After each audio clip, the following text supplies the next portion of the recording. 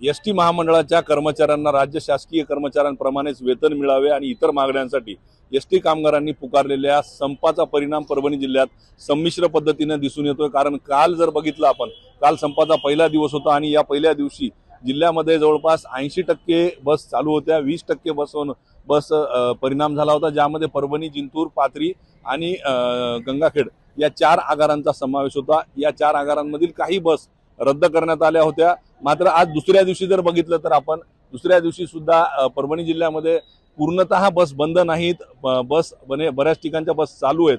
महत्त्वाचं म्हणजे जर आपण बघितलं तर या संपाचा जो फायदा आहे तो खाजगी वाहनधारक घेताना दिसून येतात। आपण जर बघितलं तर बसस्थानकाच्या बाहेर असं गाड्या घेऊन हे खाजगी व्यावसायिक जे आहेत थांबलेले आहेत आणि तालुक्याला जायचं असेल, गावाला जायचं असेल तर या खाजगी वाहनांचा आधार ज्या काही बस गाड्या रद्द झालेल्या आहेत तिथल्या प्रवाशांना घ्यावा लागतोय।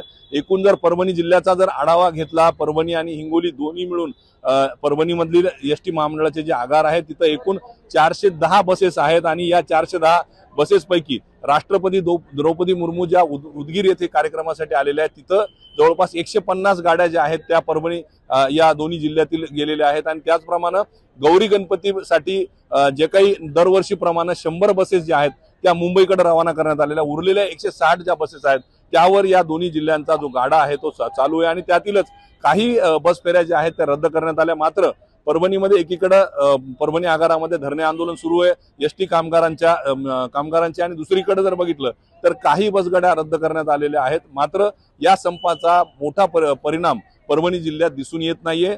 संमिश्र प्रतिसाद जो आहे तो या संपाला दिसून येतोय। कॅमेरा पर्सन विशालसह पंकज क्षीरसागर, एबीपी माझा, परभणी। एबीपी माझा, उघडा डोळे बघा नीट।